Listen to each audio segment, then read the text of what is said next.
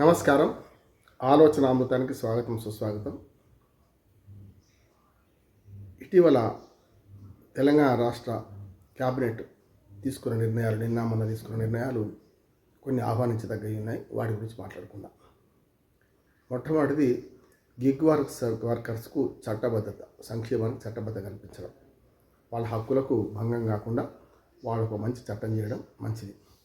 అట్లాగే మనకు ఎవరైతే తల్లిదండ్రులను అలక్ష్యం చేస్తారో వాళ్లకు ప్రభుత్వ ఉద్యోగులు కానీ, ప్రైవేటు వాళ్ళు కానీ, రాజకీయ నాయకులు కానీ, ఈ ముగ్గురికి కూడా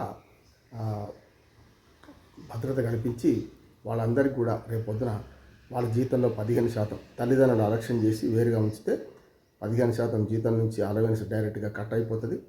లేదు 10,000 మినిమం, అంటే మ్యాక్సిమం 10,000. అంటే మినిమం అంటే ఎవరికి పెద్ద ఉద్యోగస్తులు అయితే, చిన్న ఉద్యోగస్తులే 15%, పెద్ద ఉద్యోగస్తులే 10,000 మినిమం, అంతకంటే 15% ఏది తక్కువైతే అది. ఆ రకంగా మనకు వృద్ధులకు ఆసరా కల్పించే ఒక పథకాన్ని కూడా, ఒక చట్టాన్ని కూడా తీసుకొచ్చే ప్రయత్నం చేస్తుంది. ఈ రెండు ఆహ్వానించదగ్గ అంటున్నాను నేను. మొదటగా మనకు ఏదైతే ఈ గిగ్ వర్కర్స్ మీద మాట్లాడే ప్రయత్నం చేద్దాం. గిగ్ వర్కర్స్ సంబంధించిన అంశం ఏదైతే ఉందో, మీరు గిగ్ వర్కర్స్ అంటే మనకు రోజు కళ్ళ ముందు కనపడుతున్నారు. చాలా స్పీడ్గా పెడుతూ జొమాటో, స్విగ్గీ కానీ, బ్లింకిట్ కానీ, లేకుంటే జెప్టో కానీ, అట్లా 100 ఉన్నాయి. ఇవన్నీ కూడా ఇటువంటి వాళ్ళందరూ కూడా అక్కడ సేకరించి ఆన్లైన్లో బుక్ అయిన వస్తువులను అమెజాన్ అనేది తీసుకొచ్చి డెలివరీ చేయాలి వాళ్ళు, డెలివరీ బాయ్స్గా. ఈ మధ్యన కొందరు బ్లింకిట్ లాంటి వాళ్ళు ఏం చేశారంటే, కొందరు అమెజాన్ వాళ్ళు కానీ 10 minutes డెలివరీ అని పెట్టారు. అది కూడా చాలా వివాదానికి కారణమైంది. 10 minutes డెలివరీ అంటే 10 minutes కాకుండా 11 minutes అయినా కూడా వాళ్ళు కంప్లైంట్ చేస్తే, రేటింగ్స్ ఇవ్వకపోతే 11 నిమిషాలు డెలివరీ చేసినా వాడు ఆ గిగ్ వర్కర్ ఎవరైతే సప్లై చేస్తున్నాడో వాళ్ళకు వచ్చే ఆ కమిషన్ కూడా రాకుండా పోతుంది. గట్టిగా మేము ఎదురు ఫైన్ కూడా వేసిన సందర్భాలు ఉన్నాయి, లేట్ బాగా అయితే. అందుకనే ఇక్కడ వాళ్ళు పాపం చాలా ఆరాటపడుతూ ట్రాఫిక్లో చిక్కుకున్నా కూడా అనేక విన్యాసాలు చేస్తూ టైంకి చేరుకోవాలని చెప్పి ప్రమాదాల బారిన చనిపోయిన వాళ్ళు ఉన్నారు, కాడు చేతులు పోగొట్టుకున్న వాళ్ళు ఉన్నారు, రకరకాల నష్టపోయిన వాళ్ళు ఉన్నారు.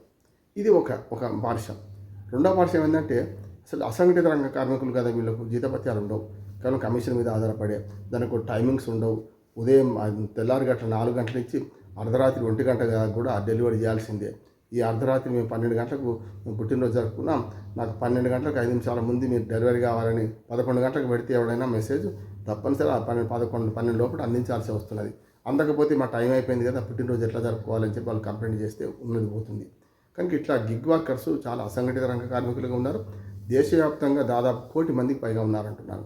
ఒక్క తెలంగాణ రాష్ట్రంలో 4.5 లక్షల మంది ఉన్నారంటున్నారు. ఆ లెక్కన 2 కోట్ల దాకా ఉంటారనుకుంటున్నాను.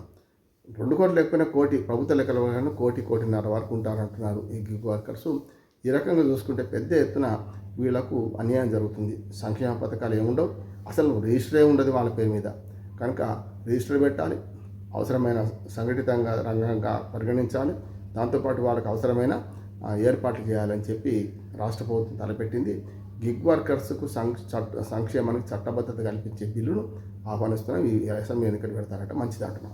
ఏ మాట కామాట చెప్పాలి. కాంగ్రెస్ పార్టీ చేస్తుంది అంతా తప్పు కాదు, అంతా ఒప్పు కాదు కదా. అంశాల వారి మద్దతు, అంశాల వారి మనం వివరణ ఇవ్వాల్సి ఉంటుంది. ఇక రెండవది బిల్లు ఏంటంటే, ఏదైతే పెద్దలు, తల్లిదండ్రులను కానీ, పెద్దలను కానీ, ఎవరు ఏ కుటుంబం అశ్రద్ధ చేసినా ఆ కుటుంబ యజమాని ప్రభుత్వ ఉద్యోగి అయినా సరే, ప్రభుత్వ ఉద్యోగం ప్రైవేట్ ఉద్యోగం అయినా సరే, ఈ రెండు కాకుండా రాజకీయ నాయకులైనా సరే, అది వార్డు మెంబర్ నుంచి మొదలుకొని పైదాకా ఎవరైనా ప్రజాప్రతినిధులు అన్నారు. కనుక ప్రజాప్రతినిధులు అంటే వార్డు మెంబర్ కూడా వస్తాడు.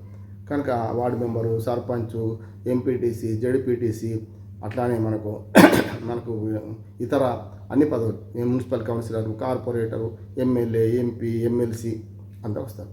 కార్పొరేషన్ చైర్మన్లు, రకరకాల ప్రజాప్రతినిధులుగా ఎక్కడ ఉన్నా, సహకార రంగంలో ఉన్న మన ప్రభుత్వంలో ఎక్కడ ఉన్నా కూడా వాళ్ళందరి జీతభత్యాలు ఉన్నాయి. వార్డు మెంబర్కి లేదు కానీ సర్పంచ్కి ఉన్నది, కౌన్సిలర్కి ఉంది. అట్లా చూసుకుంటే వీళ్ళ నుంచి కూడా తల్లిదండ్రులను అశ్రద్ధ చేస్తే, కంప్లైంట్ చేస్తే ఆటోమేటిక్గా ఆటో డెబిట్, ఆ డబ్బులు వాళ్ళకు వచ్చే జీతంలో నుంచి ఆటో డెబిట్ అయ్యే పరిస్థితి తీసుకొస్తున్నారు. ఇది మంచిది అంటున్నారు. అప్పుడేమైందంటే తల్లిదండ్రులకు ఒక భరోసా వస్తుంది. ఆ రకంగా తల్లిదండ్రులకు కూడా వీళ్ళకు కూడా అవేర్నెస్ పెరుగుతుంది. కనుక ఈ చట్టం కూడా మంచిదే. ఈ 2 చట్టాలను ఆహ్వానిస్తున్నాను. దాంతోపాటు ఈ మధ్యన బడ్జెట్లో ప్రవేశపెట్టిన మరొకటి ఉంది. జాతీయ భద్రత కింద 5,000 రూపాయలు జాతీయ భద్రతా బీమా పథకం, ఇందిరమ్మ అని పేరు పెట్టారు. ఏ పేరు పెట్టుకున్నా సరే వయసుతో నిమిత్తం లేకుండా, అట్లానే కుటుంబ యజమాని చనిపోతే వెంటనే వాళ్ళకి 5 లక్షల రూపాయల ఆ, భరోసా ఇవ్వడం, అంటే చనిపోగానే కుటుంబానికి 5 లక్షల రూపాయలు బీమా కింద అందజేస్తారు. కుటుంబ యజమాని ఎవరైనా 18 ఏళ్ల వాడైనా సరే 60 ఏళ్ల వాడైనా చనిపోతే తప్పనిసరి అది ఇస్తారు. అది కూడా మంచి పథకం అంటున్నాను. ఇట్లాంటి మంచి పనులు చేస్తే మనం ఏ ప్రభుత్వాన్ని మెచ్చుకోవాలి. ఇవి కనుక అమలై నిజంగా చట్టంగా మారి చేస్తే మంచిది అంటున్నాను. సరే, 6 గ్యారెంటీలు ఎగబెట్టడం ఇవన్నీ వేరే ఉండొచ్చు, కానీ ఇప్పుడు శుభం కోరడ పెళ్లి కొడుకు అంటే ఉన్న విషయాలు అయితే ఈ 3 మంచిగా ఉన్నాయి కనుక వీటిని ఆహ్వానిస్తూ ఇట్లాంటి మంచి చట్టాలు చేస్తే ప్రజల నుంచి కూడా మంచి మద్దతు వస్తుంది మీకు అని విజ్ఞప్తి చేస్తూ ఈ ప్రభుత్వాన్ని ఈ 3 చట్టాలు తీసుకొచ్చే క్రమంలో అభినందిస్తున్నాను. నమస్కారం.